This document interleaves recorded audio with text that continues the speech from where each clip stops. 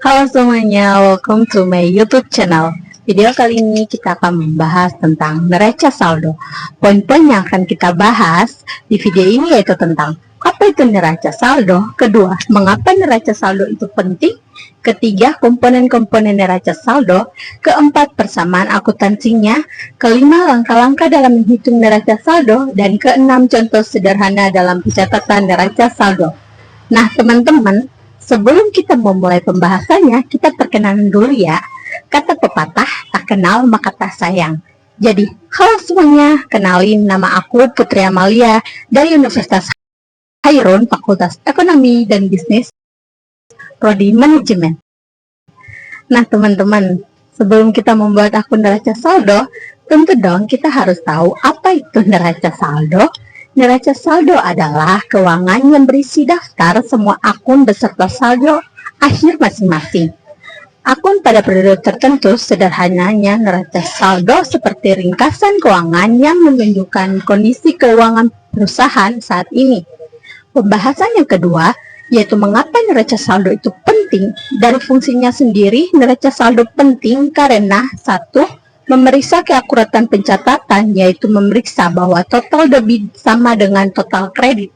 Kedua, mempermudah pembuatan laporan keuangan lainnya, seperti laporan laba rugi dan neraca. Ketiga, membantu menganalisis kinerja keuangan dengan melihat pergerakan saldo akun dari tahun ke tahun atau dari waktu ke waktu. Selain dari fungsinya, neraca saldo juga penting bagi pemilik bisnis, investor, dan kreditur, karena memberikan manfaat bagi ketiganya.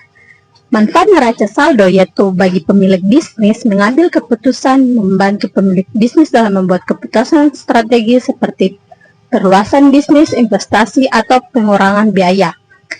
Evaluasi kinerja memungkinkan pemilik bisnis untuk mengevaluasi kinerja keuangan perusahaan secara berkala.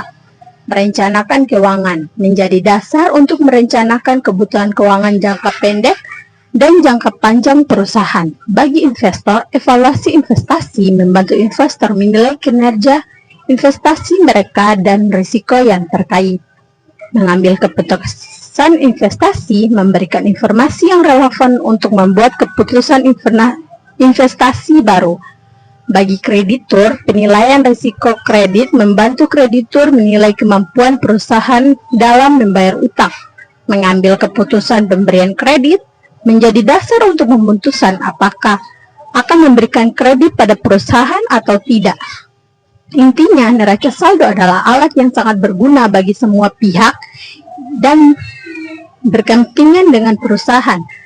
Dengan memahami neraca saldo, pemilik bisnis, investor, dan kreditor dapat membuat keputusan yang lebih baik dan mengelola risiko secara efektif. Pembahasan yang ketiga, yaitu komponen neraca saldo yang terdiri atas aset, kewajiban, ekuitas. Aset adalah sumber daya yang dimiliki perusahaan yang memiliki nilai ekonomi dan memberikan manfaat di masa depan. Contoh aset, kas, piutang, persediaan, tanah, bangunan, mesin, kendaraan, dan lain-lain. Aset terbagi atas dua, aset lancar, yaitu aset yang dapat dengan mudah diubah menjadi kas dalam jangka waktu 1 tahun atau siklus operasi. Contoh, kas, piutang, usaha, persediaan. Aset tetap, aset yang digunakan dalam kegiatan operasi perusahaan dalam jangka waktu lebih dari 1 tahun. Contoh, tanah, bangunan, mesin. Kewajiban adalah utang atau kewajiban perusahaan kepada pihak lain. Contoh kewajiban, utang usaha, utang bank, utang obligasi, upaya yang perlu dibayar, pajak yang belum dibayar, dan lain-lain. Kewajiban dibagi menjadi 2 jenis, kewajiban lancar, yaitu kewajiban yang harus dilunasi dalam jangka waktu 1 tahun siklus operasi. Contoh utang usaha, upah yang belum dibayar. Kewajiban jangka panjang, kewajiban yang 1 tahun temponya lebih dari 1 tahun. Contoh utang bank jangka panjang, utang obligasi. Ekuitas adalah hak kreditulan pemilik atas aset perusahaan setelah dikurangi kewajiban. Ekuitas sering disebut juga sebagai modal atau modal sendiri. Contoh komponen ekuitas, modal saham, laba di tanah, tahan, hubungan antar aset, kewajiban, dan ekuitas. Nah, dari pembahasan komponen-komponen neraca saldo tadi, terdapat kalimat siklus operasi dan utang obligasi.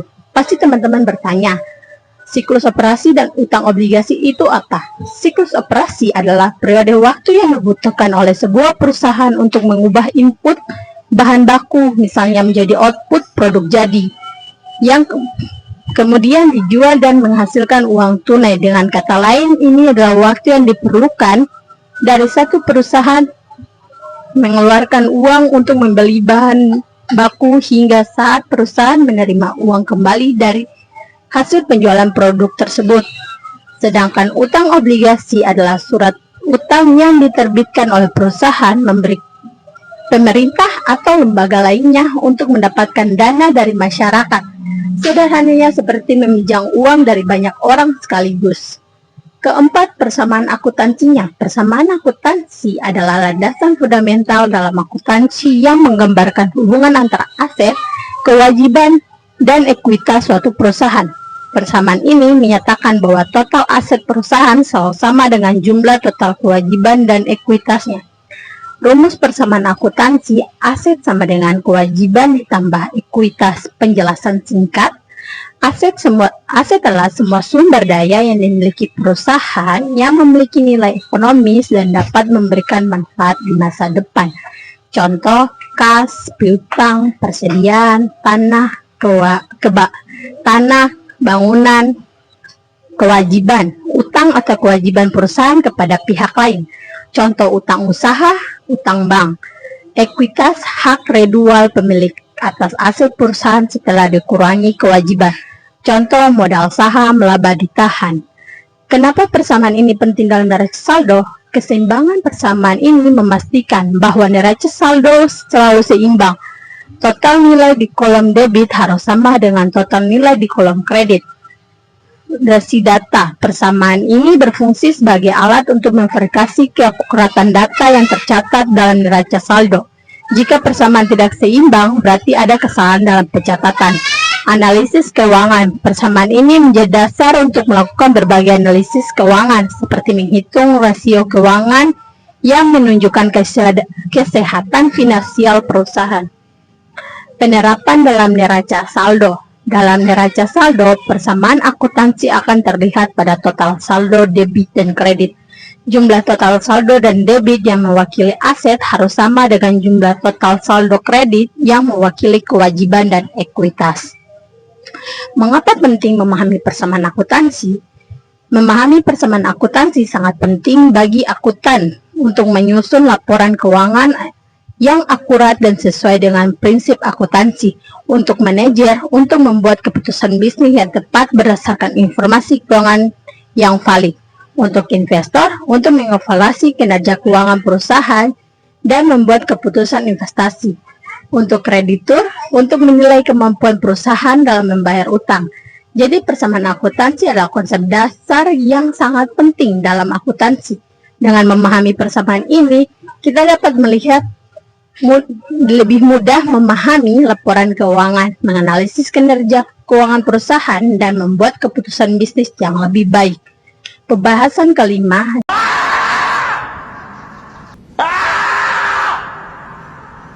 yaitu langkah dalam menghitung neraca saldo. Langkah-langkah menghitung neraca saldo yaitu siapkan buku besar, pastikan semua transaksi telah dicatat dengan benar dalam buku besar. Buku besar adalah catatan individual untuk setiap akun seperti kas, utang, dan lain-lain. Hitung saldo akhir setiap akun. Kemudian untuk setiap akun jumlahkan total debit dan total kredit. Kurangi total kredit dari total debit untuk mendapatkan saldo akhir. Jika hasilnya positif, maka saldo akhir adalah debit. Jika hasilnya negatif, maka saldo akhir adalah kredit. Buat format neraca saldo. Buat tabel dengan kolom-kolom sebagai berikut.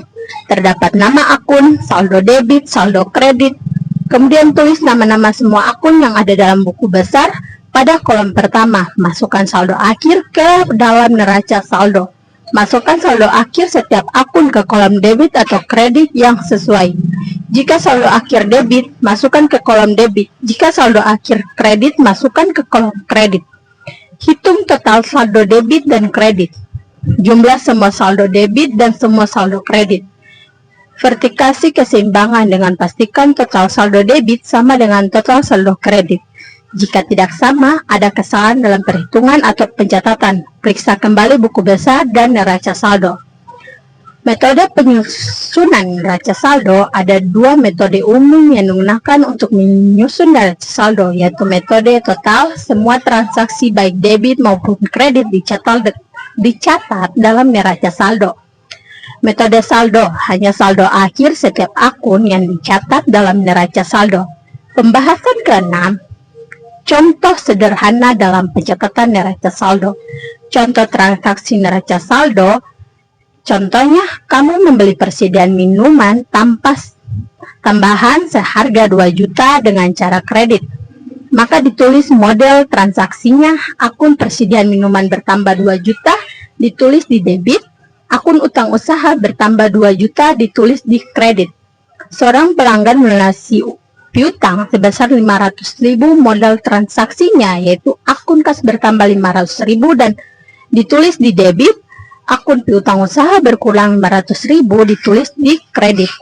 Nah teman-teman, itu tadi poin-poin pembahasan mengenai neraca saldo. Jangan lupa di like, di komen, dan di subscribe biar kalian nggak ketinggalan video-video menarik berikutnya. Semoga Kau ni apa? Kau tinggal sini ke?